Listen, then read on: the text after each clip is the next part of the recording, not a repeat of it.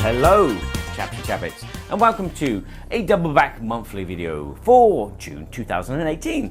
What is Double Back Monthly?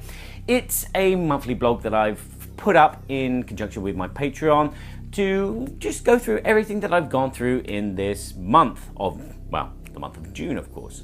I'll start off in my first section called Review of Reviews with all the video content and podcast content that I have produced.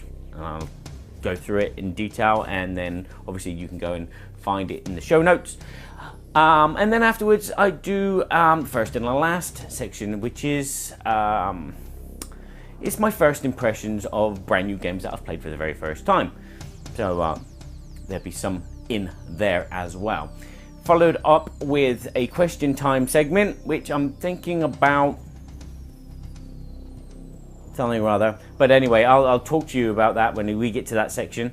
And then finishing off with my monthly prize draw. So one of my prized Patreons will go home with a copy of a game. And this month it is Abyss Leviathan. What will it be next month?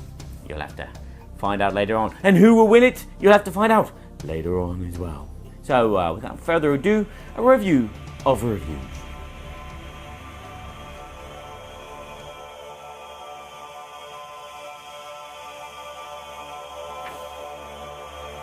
So, I have reviewed Mythic Battles, which is a combat strategy game where 2, 3 or 4 players will choose a god, a Greek mythology god, and draft an army of Greek mythology heroes, monsters and troops, and go head to head or team up or whatever in a kind of scenario based or campaign based or just a skirmish based combat. It uses a card mechanism to activate your wonderful minis which are on the board, and then it uses a great dice mechanic which has exploding dice to fight each other. And then you have the statistics of each character which will diminish as your life drains away from you. A really deep, profound, strategic combat game. With wonderful components and a wonderful idea, and it's wonderfully heavy for me. I'd advise this game purely for people that like big, epic, complex games. And not that this game is complex, it's quite simple. Play a card, move, or do an action, and that's it. But there's such a profound level of experience needed in this game. You have to be a real strategist because it uses this magic, the gathering element of card draft playing, and then you have this hero clicks system for your characters. As they get weaker, they lose their powers. It's wonderful, but I wouldn't advise it for your average gamer. This is a more of an experienced gamer game, and as I said, it's very heavy. But if you're into those kind of things, this is a game for you.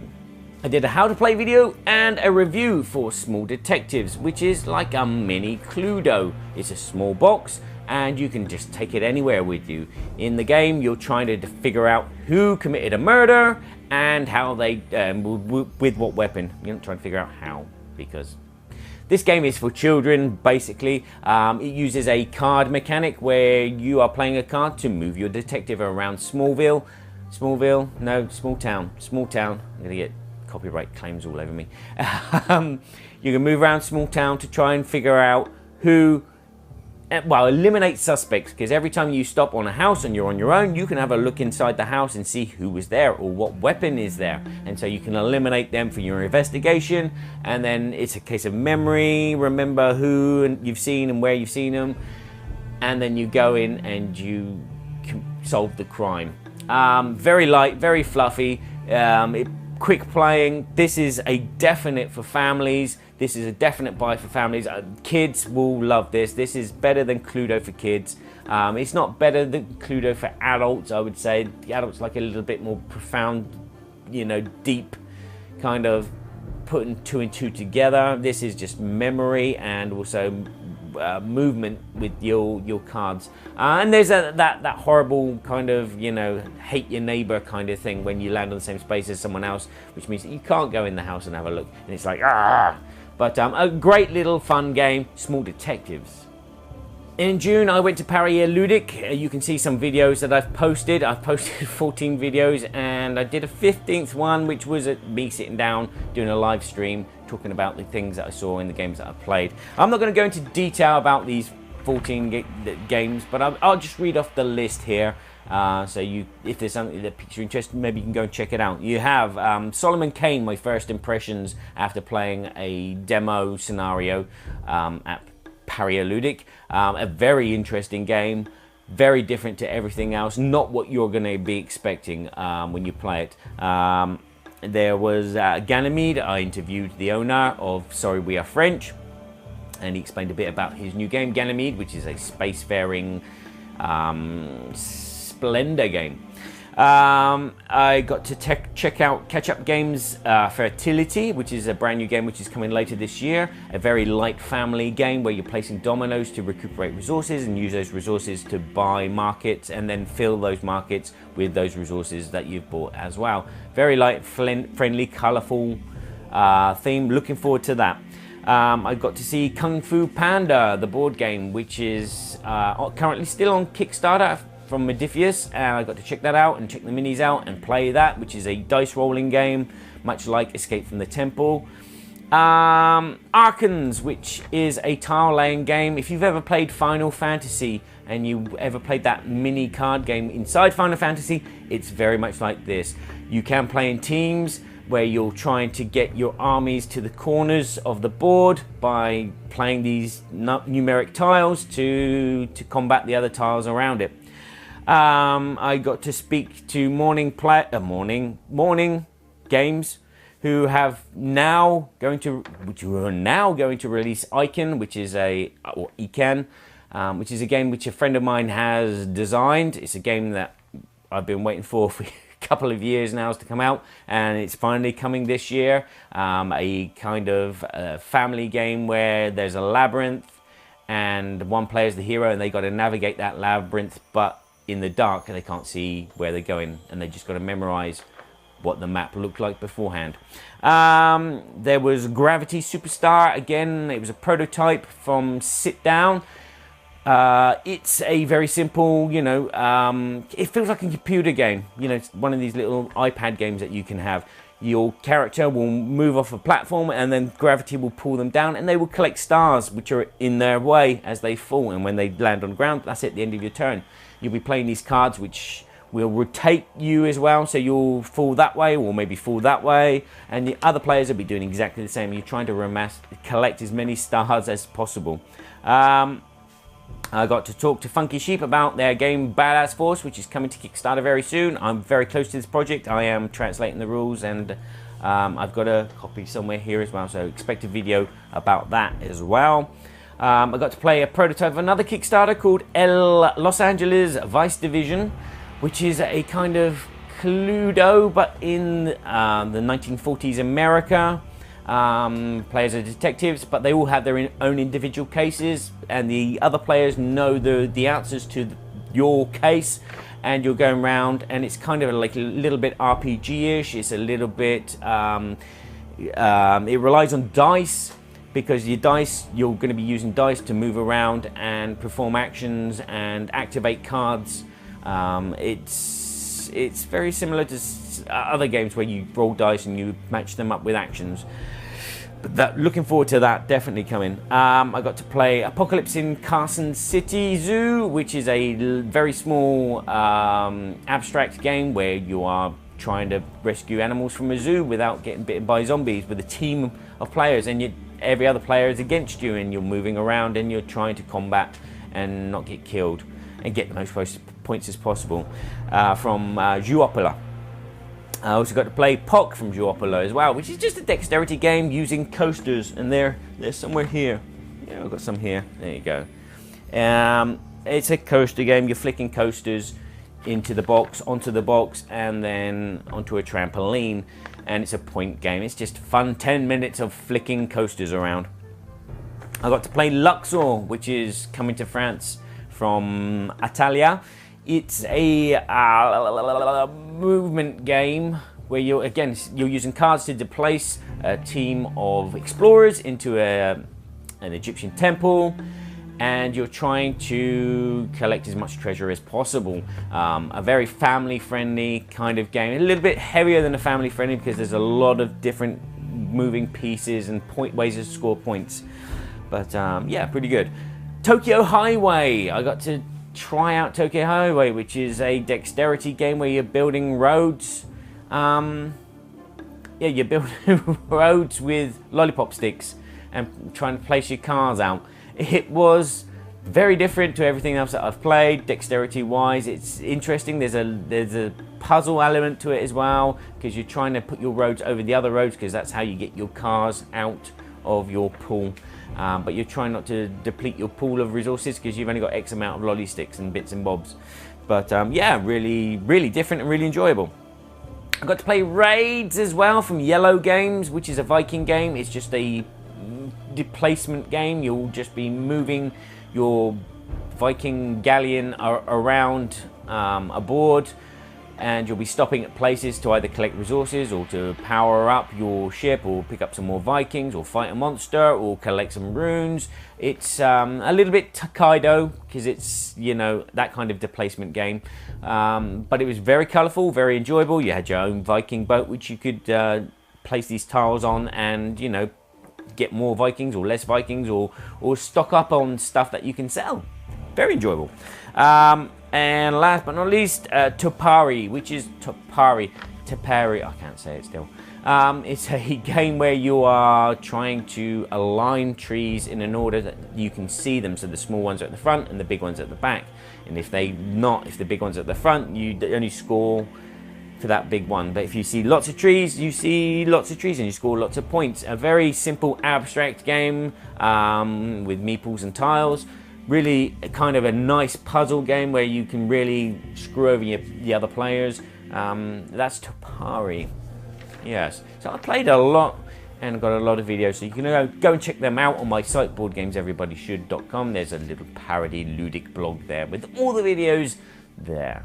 And just the other day, I posted a how to play video for Dominations, which is running on Kickstarter right now from Holy Grail Games. It's a tile placement game where you'll recuperate resources from those tiles, and then you'll use those resources to build cities or build wonders, and then you'll be able to buy a skill which will enhance your next turn. So you may generate more resources, it may generate resources from other players, it may give you a power, it might unblock your reserves, it may do anything that you give you lots of points.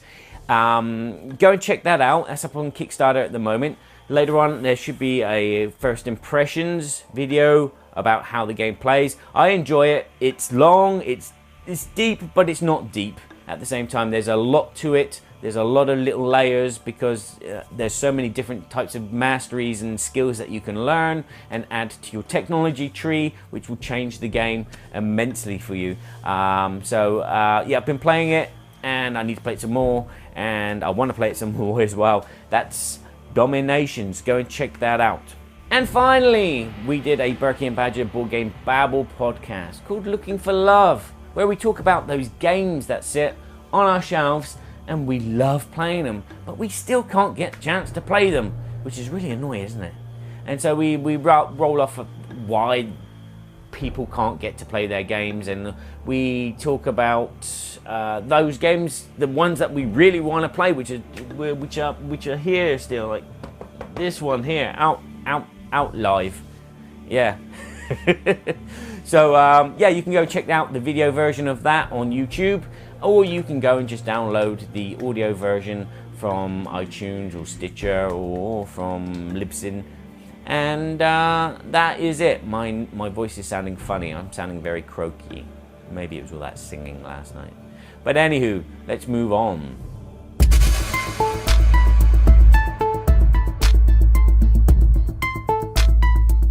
Okay.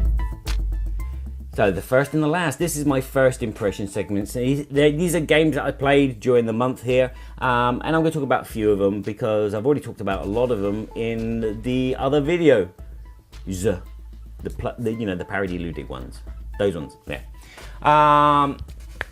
I will start explaining a game and then just give you my first impressions if it was my cup of tea or not.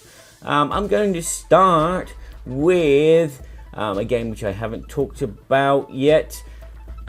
Okay, US Telegraphs, which is from Super Meeple. Apparently this is a re-edition of an older game. I cannot recall the name. Maybe I should click on it and find out what it was called originally. Maybe Board Game Geek will tell me. Maybe Board Game Geek won't tell me. But in this game, you have a central board and you're trying to connect to these towns, these western towns, together from the corners. Well, they're at the corners. It's Attica. That's what it was called originally. And you're doing this by placing tiles. But the thing is, these tiles are your own. Each player has their own tiles and they're in different piles. And you'll be drawing X amount and either placing them on your reserve or building them directly onto the board. As long as you pay the resources, there are the resources on the board. You have a hand of cards which are the resources as well, which you can pay to build it. And you're trying to get across, and other players are trying to get across as well. So you're going to be blocking and going around each other and jumping all over the place with these dominoes. So you're either going to be drawing or you're going to be building direct from your reserve. It's a very simple idea, light idea, because you can build buildings for free if the numbers are in sequence, because each building has its own number. It's a very light, fluffy family game. Plays pretty quickly. At the beginning, it's a little bit slow as players are starting to, just go through their tiles and, get them out and start to figure out how the best way to get across the board or where they're going to go across the board. It can be, we played a 4-player game, it can be a bit 2-on-2 or 1-on-1 in the case of how it was for us. It wasn't like, every player was going between two cities and it was like, right, I'm not going to block you here, but then you block them there and then they block you here and then you block them there. But the other players were like on their side of the board and we were on our side of the board. It's light, it's fluffy, it's family friendly. I'm definitely going to need some more playing of this to find out how it really supposed to feel. It does kind of feel like kind of a bingo game, you're like drawing numbers and you go, oh, 52, okay. Can I print that out? No, I can't. Damn, it goes in there. But there's some nice elements if you complete like a series of tiles, whether they be the prison or the banks or whatever, you get a bonus and you can do an extra action for free. But it's very simple to teach. It plays relatively quickly and just needs something to make it stand out. The colours are a bit drab. Sometimes you'll forget which colour, not forget which colour you are, but you won't be able to see which colour you are on the board. But all in all, I enjoyed it, and I'm definitely going to play it again and play it again and play it again until I have a definitive answer. But that's US Telegraph. Another new game which I got to play the other day called Imhotep, which is a very simple Euro game where you're trying to put your bricks onto boats, and then those boats will dock somewhere and they will either construct a wall, construct a temple, construct a pyramid, or or buy you cards with special powers. This is a really nice, light, this is my style of Euro game. This is definitely my cup of tea. As I said, you have a bunch of cubes, and on your turn you either place a cube onto one of the boats which are there, or you move one of those boats into a dock, and as soon as it moves into a dock, it starts unloading in that space and does whatever that space does. So if you're all building the wall, you'll start building the wall from left to right, and once it's built from left to right, you'll build on top from the left to right, and that scores at the end of each round. So if you look top down, if you can see your color, you'll score points for it. There is the pyramid, Again, when a dock boats, it'll unload in an order, and for each space there is an allocated point value, and so you'll score points for that until the pyramid is complete. Once the pyramid is complete, if you go there, you're not going to get as many points for your bricks. And as I said, there's some cards that you can go to as well. If there's a port with cards, and you can draw these cards and they give you extra actions or bonus points at the end of the game, or they give you a set collection. If you've got an X amount of cards, it give you bonus points. Really, really enjoyable. Just a kind of non-thinky game, but light, fluffy, family. Definitely a great Euro game. That's Imhotep. Into big warfare games, I've got to play Lords of Hellas. Yes, it's a game much in the vein of every great game that has been out recently, like Kemet and like Cry Havoc. It's an army building area control game where you are building an army and you're going to be moving around the board and you're trying to claim X amount of sectors to win the game, or you're trying to win the game another way. There are these Greek god statues that you can build, and every time you build them, they will power up your hero. You have a hero. Your hero can go onto an adventure, which means that they need to come off the board and fulfill certain criteria before they come back on the board with, you know, some victory points. This is a very, once you get used to it, the first few turns are quite slow. Again, this is a game which, once you've figured out how the actions work and what you can do on your turn, is it is quite easy and accessible. You're going to basically have an action to do on your turn, and your hero card will dictate how many different things that you can move and do. You also have some special actions which you do at the end of your turn, and after you've done it, you cover it over so you can't use it again, which is nice. Because then there's some kind of like planning. Players can't reutilize the same power, but those can be unblocked if someone does the very special power of, I think it was building a level for one of the gods. You could send preachers to go and pray, which would give you bonuses as well. It was a really kind of nice change because it wasn't so much the conflict. There was these monsters on the board, these kind of like wandering beasts like a cyclops and things like that, and you could go and attack them if you wanted to. You could just go around and build temples if you wanted to. There were several different ways to win the game and get, you know, power up at the same time. Really enjoyable. This is probably one of the best games that I've played in a long time in this kind of vein. I still prefer Kemet, but this is definitely a very close second, and that's Lords of Hellas. A lovely quick playing card game called CuBirds from Catch Up Games, which is a very simple kind of like set collection. You're either trying to collect a set of 7 different birds, or you're trying to collect 2 sets of birds but have 3 of each. It's very, very simple. You'll have a handful of cards. There'll be some cards in the middle of the table, and it works in columns. If you play a bird from your hand, you have to play all the cards of the same type of bird from your hand and add it to a row. If it creates like there's 2 birds the same on either end, you can collect all the cards of the birds in the middle and put them into your hands. And so that's how you do your collection. Once you arrive at a certain level of one type of bird, you can then claim it as your own. You discard a lot of them and you keep one and you place it in front of you. It's a quick playing, really, really cute, adorable looking game.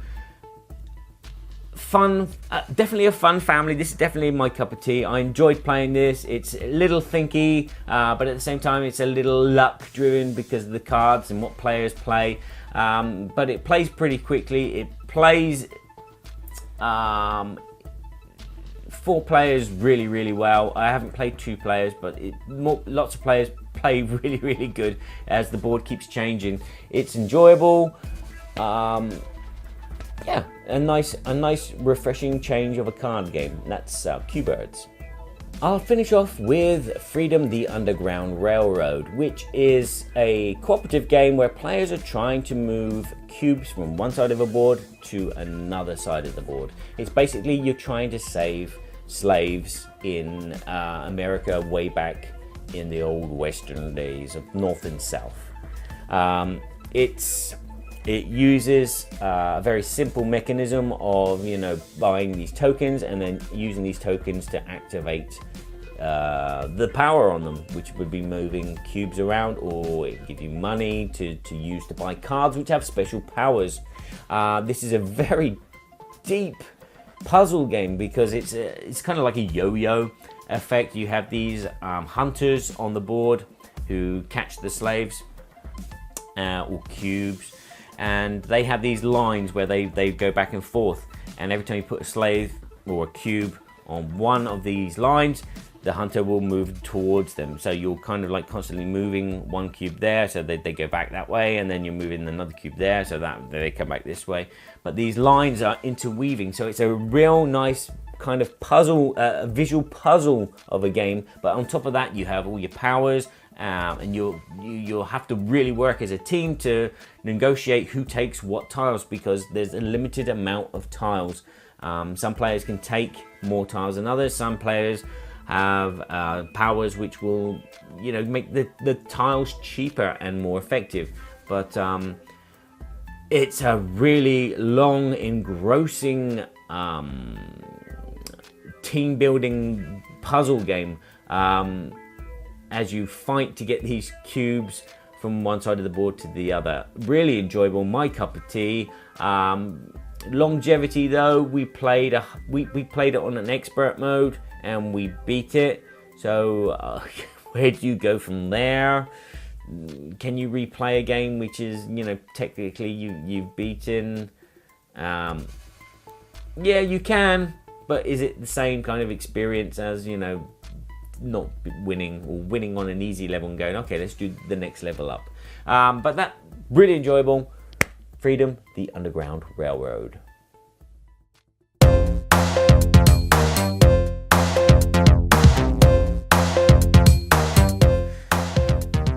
When sometimes you buy a game and it has like a multilingual rulebook or multiple rulebooks, and you look at the flags and you go, oh yeah, I know which language this is in, because all I have to do is I need to look at this flag and I go, oh, I don't need to understand what that word says next to it, because I know that's the Netherlands. Yeah, that's the Netherlands.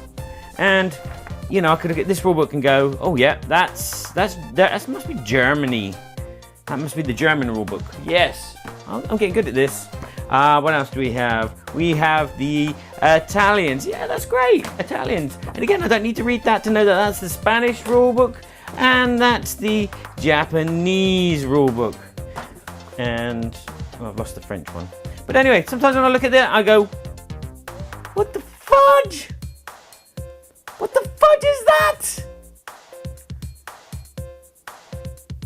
What flag is that? That's not Australia. Could be Australia, but it's not Australia.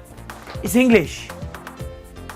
So why isn't it just the English flag? Why does it have to be like a cross between the US flag and the English flag? Why isn't it the Canadian flag, for that matter? It should be the Canadian flag. They speak English there.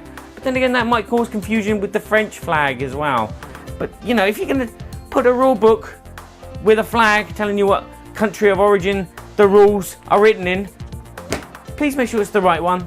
We speak English, not American.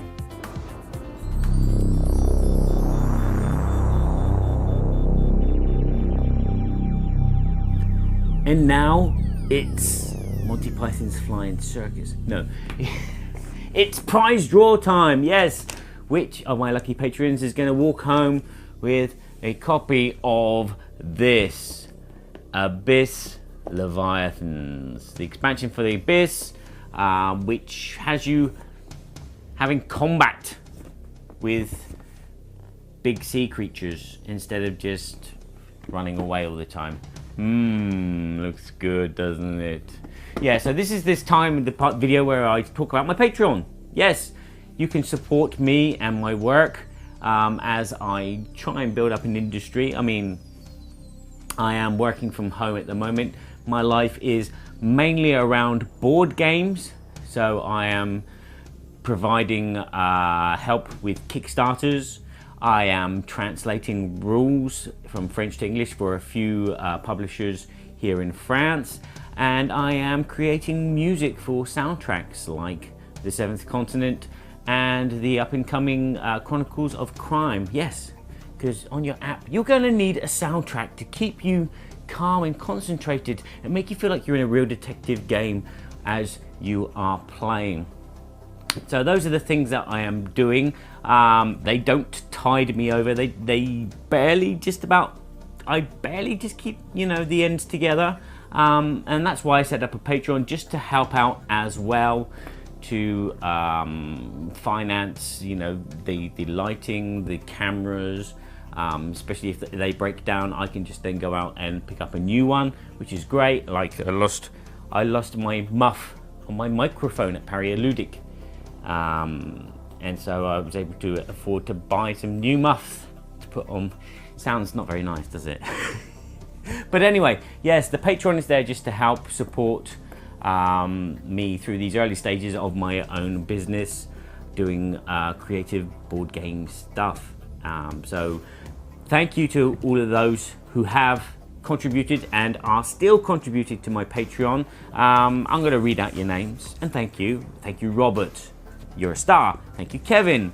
You're my manly hugging friend, which I haven't manly hugged yet. Curly T, I will catch you one day. Elephant Girl, I have caught you. And no, you caught me. Yes, and maybe we'll bump into each other again. And my new contributor, Jordan. Hello, thank you. Welcome to my channel. Also like to thank Mr. Grogan, of course, because he is a fan and we get on kind of. Maybe we should hang out as well. And of course, Andrew, thank you, all of you, for your support. It does mean a lot. It does mean that, you know, I don't have to worry about certain things. As I said, buying new muffs for my microphone, I haven't had to worry. I haven't had to beg the wife for a few pieces of change just so I can get a new muff. But anywho, we're probably going right off the subject. Right, this prize draw comes courtesy of the prototype of Dominations, pardon.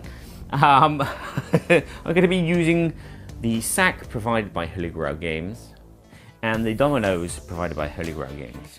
Okay, what do we have here? We have orange. We're going to put an orange tile in here. This is for you, Robert, okay? May the force be with you. Kevin, you are yellow. Yellow. You are a yellow. We have Curly T. She's going to be purple. And then we have Elephant Girl, who's going to be red.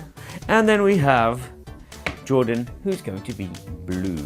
Now, I don't know how well these tiles mix because they're flat tiles. You know, they're not like meatballs. You know, I might have slipped them all in the bag and they might have just stacked like that. And then when you check the bag, they just stay in the same position. So it does feel like that. They're doing that. So let's give it a mix with the hand as well, and then shake it some more. Just to build some tension. I'm going to put my hand in again, and now I am going to shake it some more. There you go, tension building stuff. Okay. Right, this is it. I'm going to draw a tile now. I don't know which one it is. And I look at it, and it's yellow. Burky, my friend. You have won a copy of this. Woohoo! And don't ask me to teach you how to play it. Hopefully you got the base game. I will pop that into the post as soon as possible. So well done to you. And commiserations to all the rest of you. But maybe next month you'll win something. But will you win? One of my family favorite games. I'm going to be sending someone a copy of Set, a fast-paced visual, recognition game. Really love this game. It's up in my top 10 like most played games, I think, as well. So there you go. That's going to be next month's prize.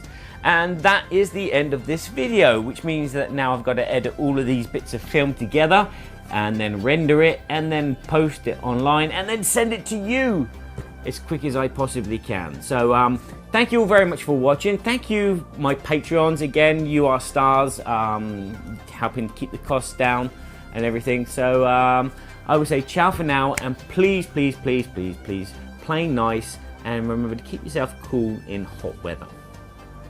Just sitting at the table next to Fertility.